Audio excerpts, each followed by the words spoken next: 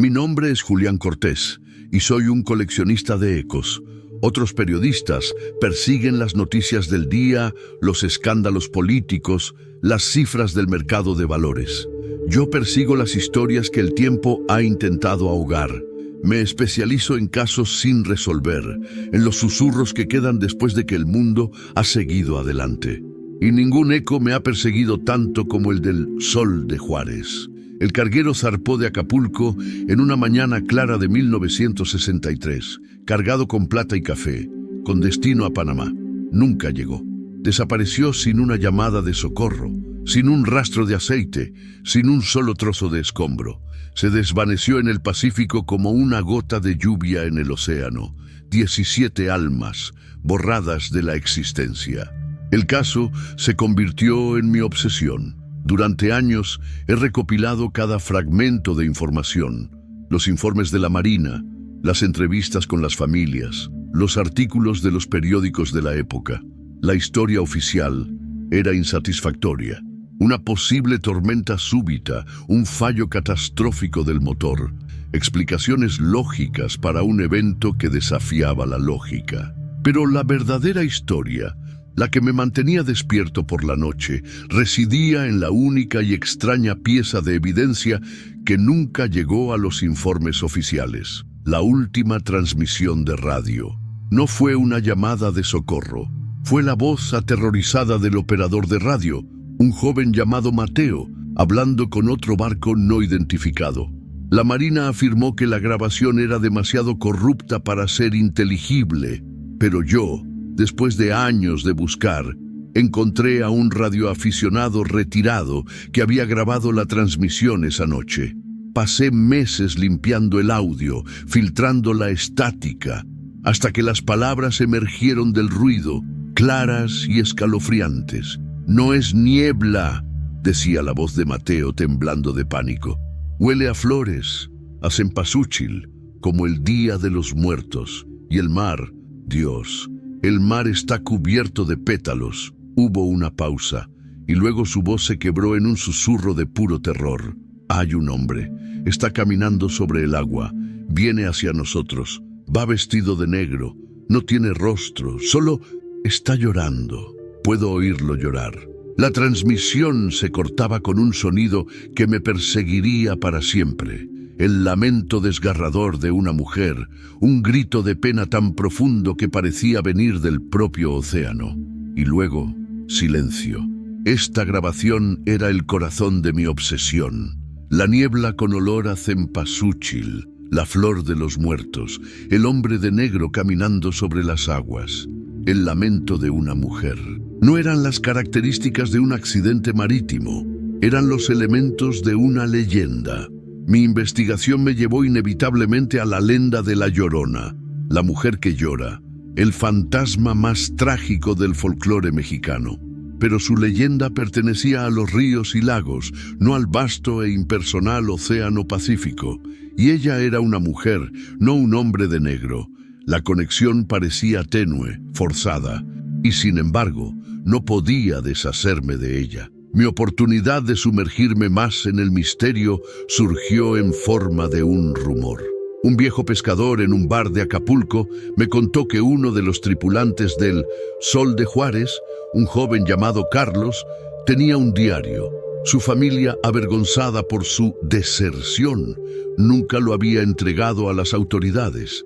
Encontrar a esa familia me llevó meses. Finalmente, encontré a la sobrina de Carlos, ahora una anciana, viviendo en una pequeña casa con vistas a la bahía, de donde su tío había partido para nunca más volver. Al principio, negó la existencia del diario, pero cuando le mostré la transcripción de la última transmisión, cuando oyó la mención del llanto de la mujer, sus ojos se llenaron de lágrimas. Fue a su cofre de recuerdos y sacó un pequeño cuaderno de cuero. «Era un buen chico», susurró ella, «pero era un chico triste. Decía que el mar lo llamaba. Llevé el diario a mi cuarto de hotel como si fuera el santo grial. Y mientras leía las primeras páginas, no sabía que no estaba simplemente abriendo un libro, estaba abriendo una puerta a una tragedia que no había terminado en 1963. Estaba simplemente esperando a un nuevo oyente. Me senté en la cama de mi hotel. El pequeño diario de cuero en mis manos se sentía como un artefacto de un tiempo olvidado. Abrí la primera página. La escritura de Carlos era la de un joven, llena de bucles y una energía nerviosa. Las primeras entradas eran exactamente lo que esperaba. Descripciones de la vida en el mar, la emoción de su primer viaje largo, la camaradería con la tripulación. Pero entre líneas, leí su tristeza. Escribía sobre la hija que había perdido el año anterior, una pequeña de 5 años que se había ahogado en un trágico accidente en el río. El mar, para él, no era una aventura, era una forma de escapar de una tierra que estaba llena de su memoria. Su dolor era el prólogo silencioso de la tragedia que estaba por venir. La historia cambió abruptamente en la 10ª noche de viaje. «El mar ha muerto», escribió Carlos. «El capitán dice que nunca ha visto una calma como esta. No hay olas, ni viento. El agua es un espejo negro que refleja un cielo sin estrellas. El silencio es total. Los hombres más viejos están asustados. Dicen que el mar está conteniendo la respiración. Al día siguiente, la niebla. Una niebla extraña nos envolvió esta mañana. No es fría como la niebla marina. Es cálida, casi húmeda, y huele a flores, a cempasúchil. El olor del cementerio en el Día de los Muertos. Algunos de los hombres se ríen, dicen que alguien debe haber derramado un perfume, pero yo sé lo que huelo. Es el olor de la pena. Fue en esa entrada que mi corazón comenzó a latir con fuerza. La conexión con la transmisión de radio era innegable. Seguí leyendo, mi obsesión ahora alimentada por la voz de un testigo, y entonces Carlos lo vio. Lo vi. Estaba de guardia en la proa, justo antes del amanecer. En medio de la niebla había un hombre, de pie sobre el agua. Iba vestido de negro, como un charro en un funeral. No podía ver su rostro, solo su silueta, la de un hombre con los hombros hundidos por el peso del mundo. No se movía, solo estaba allí, observando. Grité. El primer oficial vino corriendo, pero cuando miró, no había nada. Se rieron de mí. Dijeron que el mar me estaba volviendo loco, pero yo sé lo que vi. Y no estaba solo, sentí una tristeza tan profunda emanando de él que casi me caigo de rodillas. Las entradas siguientes eran un descenso a la paranoia y al aislamiento. La tripulación empezó a evitar a Carlos. Lo llamaban el vigía de los fantasmas. Pero él seguía viendo al hombre de negro, a veces a lo lejos, a veces más cerca, siempre en silencio, siempre observando. Y entonces empezó a oír el llanto. «Oigo a una mujer llorando por la noche», escribió, su letra volviéndose casi ilegible. «Viene del mar, es un lamento, un quejido que atraviesa el casco del barco. Los otros no lo oyen o fingen no oírlo, pero yo sí». Es el sonido de una madre que ha perdido a sus hijos. La conexión se hizo clara en mi mente, la Llorona. Pero ¿por qué un hombre de negro? ¿Y por qué en medio del océano? Estaba a punto de cerrar el diario por la noche, mi mente saturada de misterio y pena, cuando leí la última entrada que Carlos escribió. «Ya no le tengo miedo. Al hombre de negro. Lo entiendo. No es una amenaza, es una invitación». Anoche oí el llanto justo fuera de mi camarote y por primera vez la voz era clara. No era una desconocida, era la voz de mi esposa llorando por nuestra hija perdida. Y el hombre de negro, cuando lo vi de nuevo, ya no estaba solo. Estaba sosteniendo la mano de una niña pequeña. El llanto no es una advertencia, es una promesa, la promesa de un reencuentro. Cerré el diario, un sudor frío recorriendo mi espalda. Entendí la terrible naturaleza de la trampa. La leyenda de la Llorona, la pena de una madre, se había convertido en un cebo personalizado.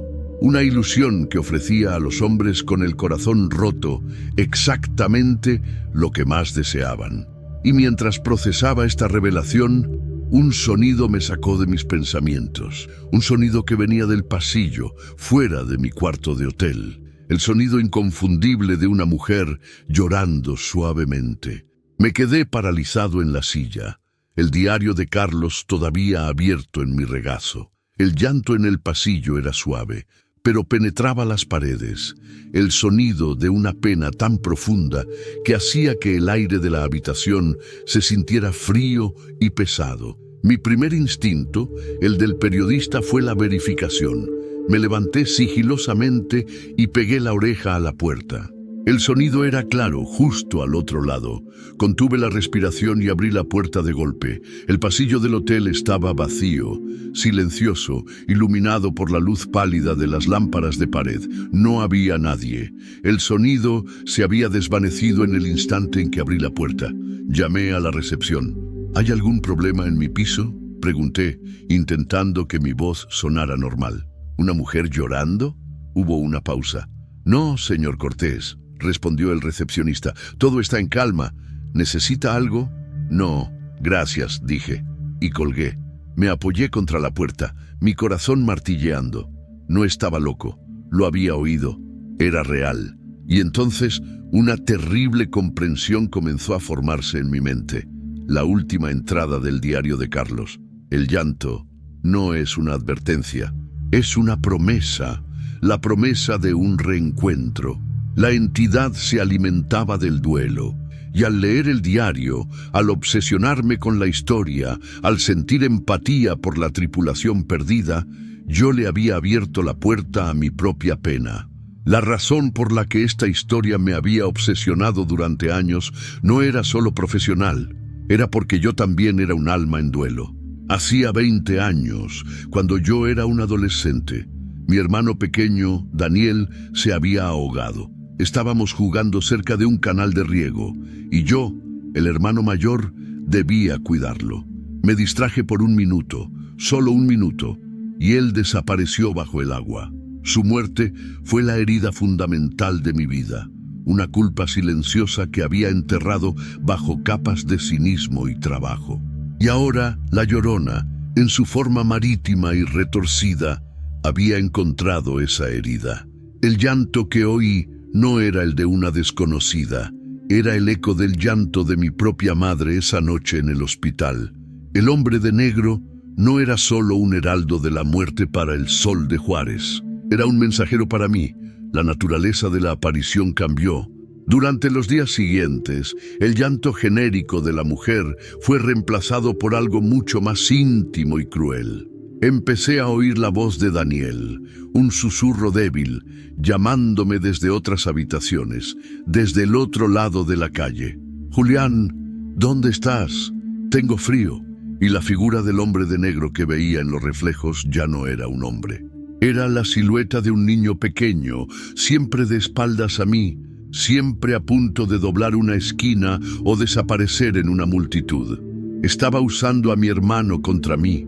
Comprendí que tenía dos opciones. Podía abandonar la investigación, intentar huir y pasar el resto de mi vida siendo atormentado por el fantasma de mi hermano, convirtiéndome lentamente en un loco que oye voces, tal como el superviviente del Patriot en la otra leyenda que investigué. O podía hacer lo contrario, podía adentrarme más. Si la entidad me había elegido, si estaba usando mi dolor como un puente, entonces yo usaría ese mismo puente para llegar a ella. El diario de Carlos era mi única guía. No era solo la historia de un hombre, era un mapa de la anatomía de la maldición. Tenía que encontrar el punto de origen, el lugar donde el Sol de Juárez encontró por primera vez la niebla con olor a flores, el epicentro de la tragedia. Saqué mis cartas de navegación, las mismas que había usado para rastrear la última posición conocida del barco, pero esta vez no buscaba el final del viaje, buscaba el principio del fin. Cotejé las entradas del diario de Carlos con los informes meteorológicos de la época, con las corrientes oceánicas, y encontré el lugar, un punto solitario en el Pacífico, a cientos de millas de cualquier ruta de navegación, conocido por los antiguos marineros como la cuna de la calma. Un lugar donde el mar, a veces, simplemente se detiene. Y yo sabía, con una certeza que helaba los huesos, que tenía que ir allí, no para encontrar un barco perdido, sino para enfrentar al fantasma que me había estado esperando toda mi vida. Mi decisión de ir a la cuna de la calma fue un acto de rebelión contra el fantasma que me acosaba. Si iba a ser atormentado, que fuera en mis propios términos. Vendí mi coche, liquidé mis modestas inversiones y me convertí en un hombre con una sola misión. La preparación para el viaje fue una pesadilla logística y psicológica. El fantasma de mi hermano Daniel se convirtió en mi sombra constante. Su voz susurraba desde el teléfono cuando intentaba fletar un barco, haciendo que mis palabras se ahogaran en la garganta. Veía su pequeña silueta oscura en el reflejo de la pantalla de mi ordenador mientras investigaba las corrientes del Pacífico. La entidad no quería que fuera. O quizás me estaba poniendo a prueba, midiendo la fuerza de mi resolución. Finalmente, en el ruidoso puerto de Manzanillo, encontré a mi barquero. Se llamaba Silas, un norteamericano expatriado, un hombre cuyo rostro era un mapa de tormentas y malas decisiones. Su barco, el Desengaño, era un viejo pesquero de arrastre, oxidado y testarudo como su capitán. Silas no hizo muchas preguntas. Vio el dinero que le ofrecí, miró las coordenadas en mi carta de navegación y soltó una risa seca. «No hay nada ahí, amigo, solo agua», dijo. «Pero si quieres pagar para ver agua, a mí me da igual». Zarpamos 2 días después. Silas y su único tripulante, un joven silencioso llamado Mateo. Los primeros días fueron tranquilos y la normalidad del océano casi me hizo creer que me había vuelto loco, que todo había sido una alucinación. Pero la presencia de la Llorona, en su nueva forma, viajaba conmigo. Por la noche, oía la voz de Daniel susurrando mi nombre con el sonido del viento en el aparejo. A veces sentía una pequeña mano fría en mi hombro, solo para darme la vuelta y no encontrar a nadie. Silas me observaba con una curiosidad cínica, pero no decía nada. Había visto a muchos hombres llevar sus fantasmas al mar. Al 5.º día, mientras nos acercábamos a las coordenadas, el mundo empezó a cambiar. Tal y como el diario de Carlos había descrito, el mar se calmó. Las olas desaparecieron, dejando una superficie de cristal negro. El viento murió y el silencio cayó sobre nosotros como un manto, tan profundo que podíamos oír el latido de nuestros propios corazones. Silas dejó de sonreír. Su rostro curtido se tensó. «Esto no me gusta», murmuró, escudriñando el horizonte. «Esto no es natural». Y entonces la niebla comenzó a formarse. No llegó desde el horizonte. Brotó del propio mar, jirones de vapor blanco que se arremolinaban y se unían, envolviéndonos. Y con la niebla llegó el olor, un olor dulce, floral y polvoriento, cempasúchil, el olor de la muerte y el recuerdo. «¿Qué es ese olor?», preguntó Mateo, el joven tripulante, su voz temblorosa. Antes de que pudiera responder, el motor del Desengaño tosió, farfulló y se detuvo. Estábamos a la deriva, atrapados en el corazón de una flor fantasmal. Silas me miró y por primera vez vi miedo en sus ojos. «Dios mío», susurró, «¿qué has traído a mi barco, periodista?». Y en ese momento el llanto comenzó. No era el llanto de una mujer desconocida, no era el llanto de mi madre. Era un sonido mucho más cercano, mucho más personal. Era el sonido inconfundible del joven Carlos, el autor del diario, llorando de miedo y soledad. Y junto a su llanto oí la voz de mi hermano Daniel, susurrando desde todas las direcciones a la vez. «Ya casi llegamos, Julián. Mamá está esperando». La trampa, comprendí, nunca fue el hombre de negro, ni el llanto. La trampa era la promesa de que la pena podía terminar y estábamos en el centro de ella. El pánico a bordo del desengaño fue breve y silencioso. Silas, el viejo lobo de mar, intentó reiniciar el motor una y otra vez, pero el silencio bajo nosotros era absoluto. Mateo, el joven tripulante, se acurrucó en un rincón de la cubierta, rezando en un murmullo febril, y yo estaba escuchando. Las voces de Carlos y de mi hermano Daniel ya no eran susurros distantes. Estaban a mi lado, dentro de mi cabeza, una conversación íntima y terrible. «Es un lugar tranquilo, Julián», decía la voz de Carlos. «Ya no hay dolor, solo recuerdo». «Mamá te echa de menos», susurraba la voz de Daniel. «Ella también está aquí, todos están aquí, esperándote». Era un veneno dulce, una melodía de anhelo que desarmaba mi miedo y lo reemplazaba con una profunda y peligrosa tristeza. Y entonces él apareció. Salió de la niebla, caminando sobre el agua negra y lisa como si fuera tierra firme. Era el hombre de negro. Su figura era nítida, sólida. Llevaba el traje oscuro de un charro de luto y su rostro estaba oscurecido por la sombra de un sombrero de ala ancha. No caminaba con un propósito amenazador, sino con la lenta y pesada cadencia de un doliente en una procesión fúnebre. Silas ahogó un grito y levantó una pistola de bengalas, apuntando con manos temblorosas. «¡Aléjate!», gritó. La figura no se detuvo. No pareció darse cuenta de nuestra presencia. Simplemente continuó su lento paseo, dirigiéndose no hacia nosotros, sino hacia un punto invisible en el centro de la calma.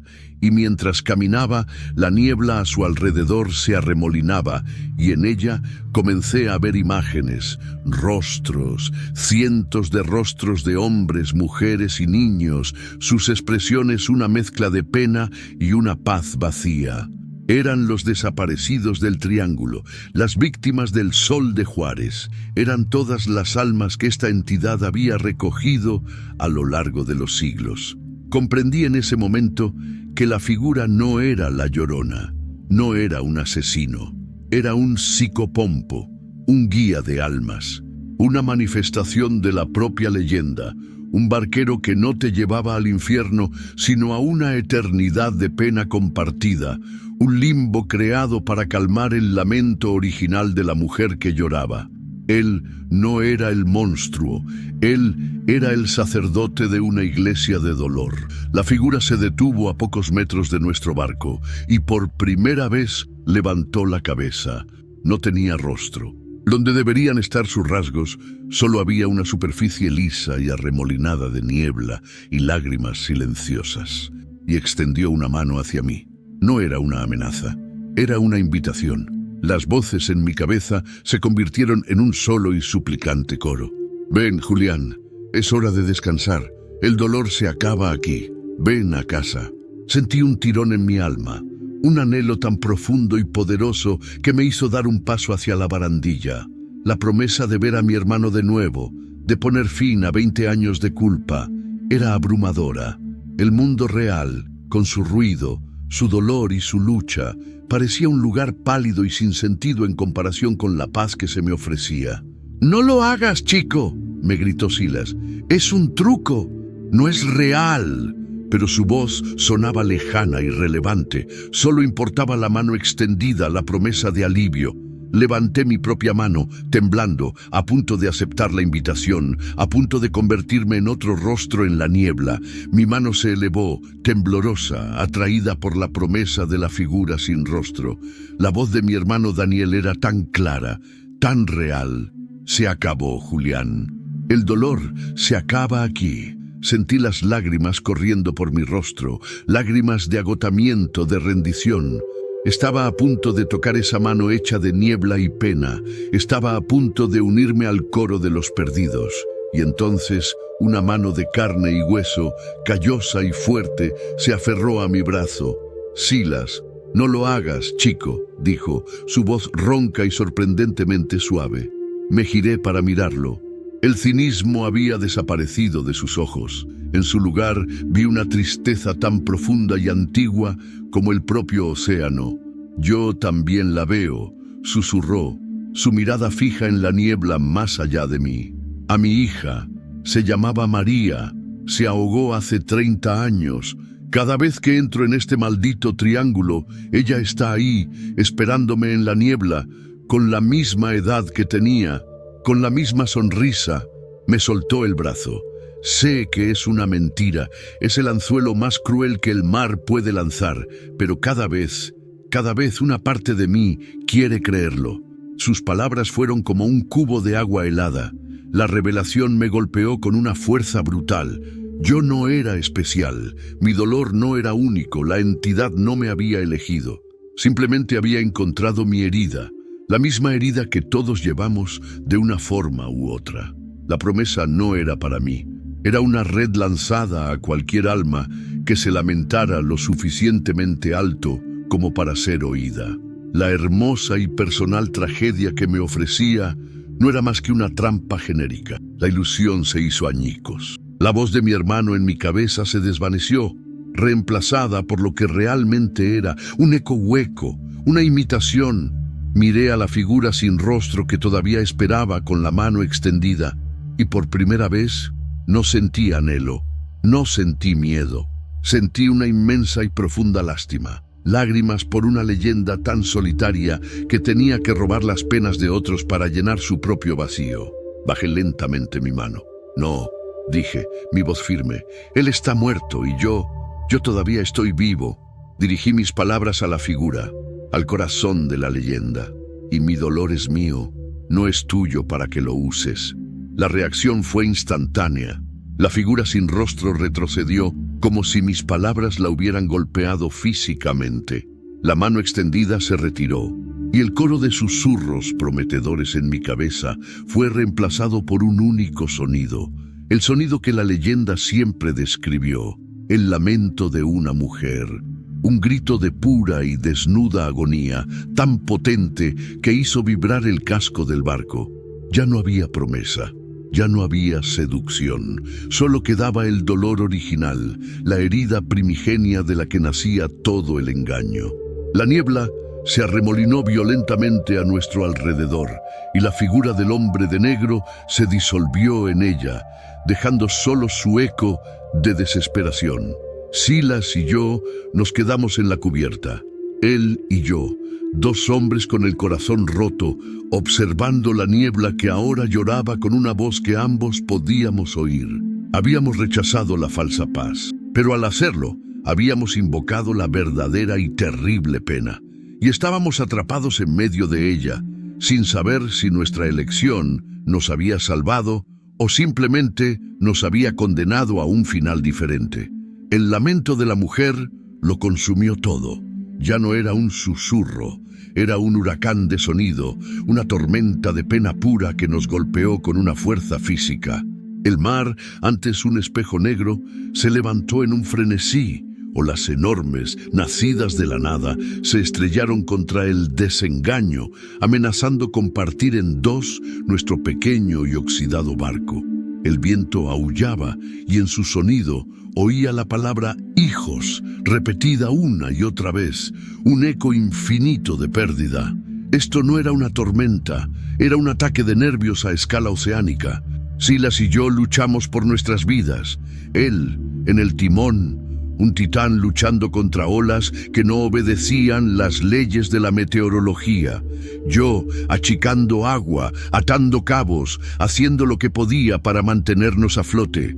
Pero ambos sabíamos que era inútil. No se puede luchar contra el dolor de un dios. No se puede calafatear un barco contra la pena. En medio del caos, mientras me aferraba a un mástil para no ser arrastrado por la borda, mi mente de periodista, mi obsesión por encontrar el patrón, trabajaba febrilmente. La entidad nos había ofrecido un trato, una paz falsa, a cambio de nuestras almas. Al rechazarlo, habíamos provocado su ira. O quizás no era ira, quizás era simplemente su verdadero rostro. La pena sin el velo de la seducción. Recordé las palabras del diario de Carlos. No es un fantasma, es una madre y está buscando a sus hijos. La llorona, la mujer que ahogó a sus hijos y ahora está condenada a buscarlos para siempre. Y nosotros Nosotros estábamos atrapados en medio de su eterna e infructuosa búsqueda. No nos estaba atacando. Estábamos simplemente en el camino de su tormenta de dolor. No podemos luchar contra esto, le grité a Silas por encima del rugido del viento. No es una tormenta, es ella. Está buscando. Silas me miró, su rostro un mapa de sal y agotamiento. ¿Buscando qué, chico?, gritó de vuelta. Aquí no hay nada más que agua y muerte. Pero yo sabía que estaba equivocado. Ella no buscaba un cuerpo. Buscaba un símbolo, un cierre, un eco de lo que había perdido. Si nuestro dolor era el puente que la conectaba a nosotros, entonces quizás podríamos usar ese mismo puente para ofrecerle algo a cambio. Una ofrenda, un sacrificio, no de vida, sino de memoria. Mi mirada se posó en Silas. Él llevaba un viejo y desgastado medallón de plata alrededor del cuello. Nunca se lo quitaba. En el bar de Manzanillo lo había visto abrirlo una vez, cuando creía que nadie lo miraba. Dentro había una diminuta fotografía de una niña pequeña, su hija, María, el motor de su propio y silencioso dolor de 30 años. Me arrastré por la cubierta resbaladiza hasta el timón. ¡Silas!, grité, mi voz casi ahogada por una ola que rompió sobre nosotros. ¡Tu hija! ¡El medallón! Él me miró con una furia repentina. «No te atrevas a hablar de ella», rugió. «La promesa, la leyenda, ofrece un reencuentro», le supliqué. «Pero no es real, es un truco, pero la pena que siente es real, y la tuya también.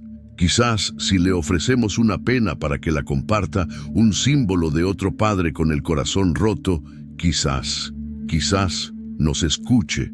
Silas me miró, sus ojos una tormenta de conflicto. La idea era una locura, la lógica de un hombre que se ahoga.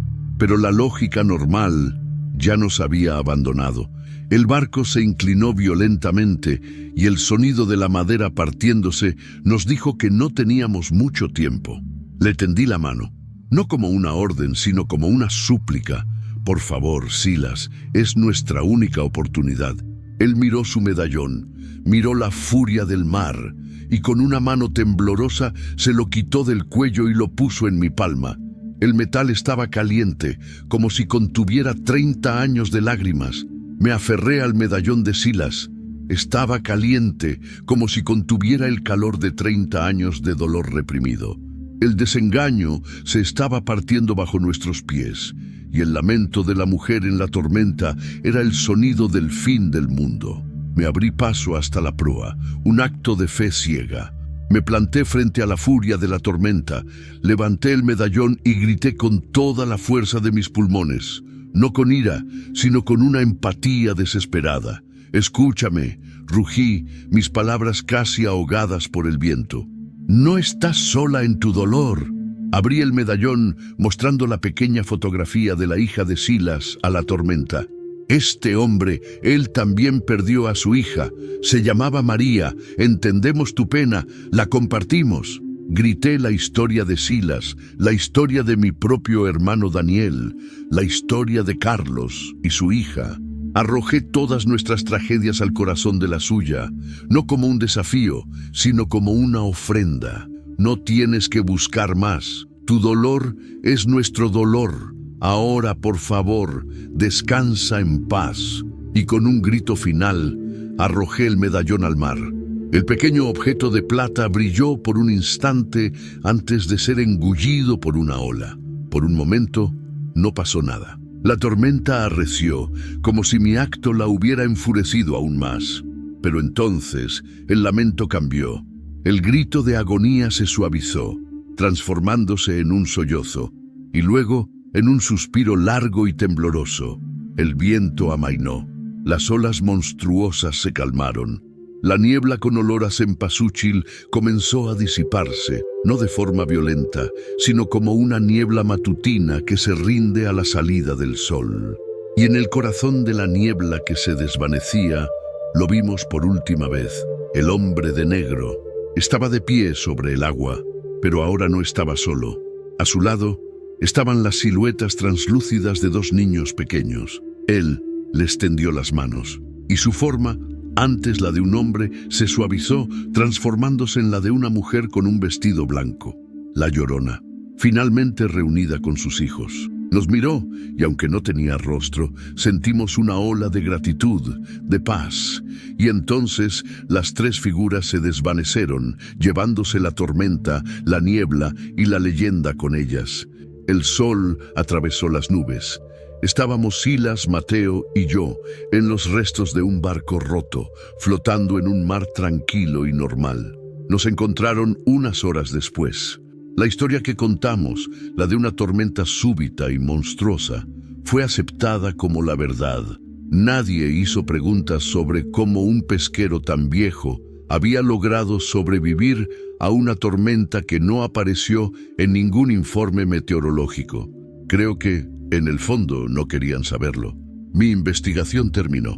Publiqué un artículo, no sobre fantasmas, sino sobre el misterio sin resolver del Sol de Juárez, honrando la memoria de su tripulación. Se convirtió en la pieza más aclamada de mi carrera, elogiada por su sensibilidad y su profundo sentido de la tragedia humana.